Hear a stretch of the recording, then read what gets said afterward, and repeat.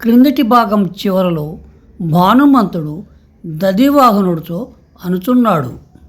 అలాగేనండి, నేను ఈ చావిట్లోనే ఉండవచ్చు, లేదా మా ఇంట్లో అయినా ఉండవచ్చు. వద్దులేండి, ఇక్కడ సౌకర్యంగా ఉంటుంది. అలాగే నీకు భోజనం పంపే ఏర్పాట్లు చేస్తాను. ఆ తర్వాత ఇరువురు కాసేపు ముచ్చరించుకున్నారు. మధ్యాహ్నం కాగానే దదివామనుడు ఇంటికి వెళ్ళాడు. భానుమంతుడు కార్యాలయానికి ఆనుకొని ఉన్న గదిలో విశ్రమించాడు. కొంచెం కొనుక్కు పట్టింది.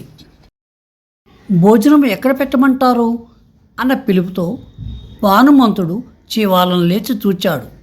సుషిమ ఒక గంపతో ఆహారం తీసుకుని వచ్చింది. అరే, నువ్వు వచ్చావా అన్నాడు భానుమంతుడు. ఓహో, మీరేనా? అవును, నేనే. మీరు ఇక్కడ ఎందుకున్నారు? నేను మీ దదివామనుడు గారి దగ్గర వ్రాయసుడు గారిగా చేరాను. అదేమిటి, బాటసారిగా వెళ్ళిపోతారు అనుకున్నాను.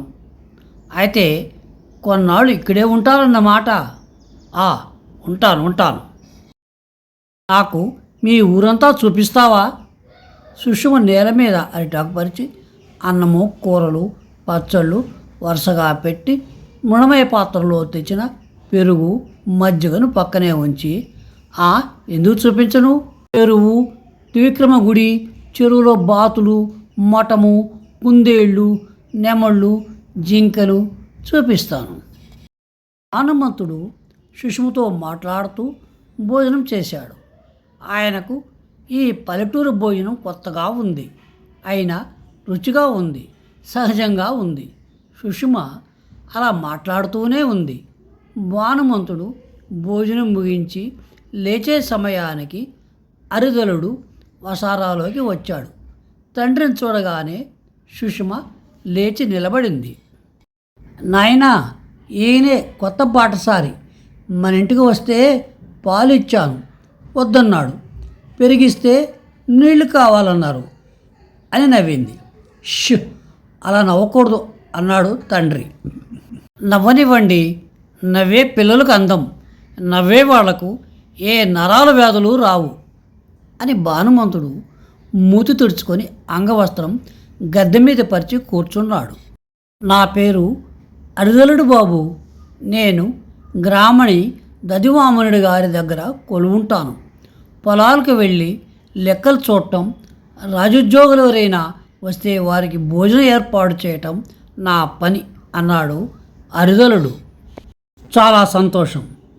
మీ గురించి దదివామనుడు గారు ఇప్పుడే చెప్పారు.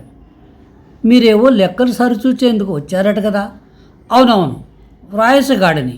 మీ గ్రామపు లెక్కలు రాసుకొని పోతాను. రాత్రికి మా ఇంటికి వచ్చి భోజనం చేయండి బాబు. అలాగే. సుషుమను తీసుకొని అరిదలుడు వెళ్ళిపోయాడు.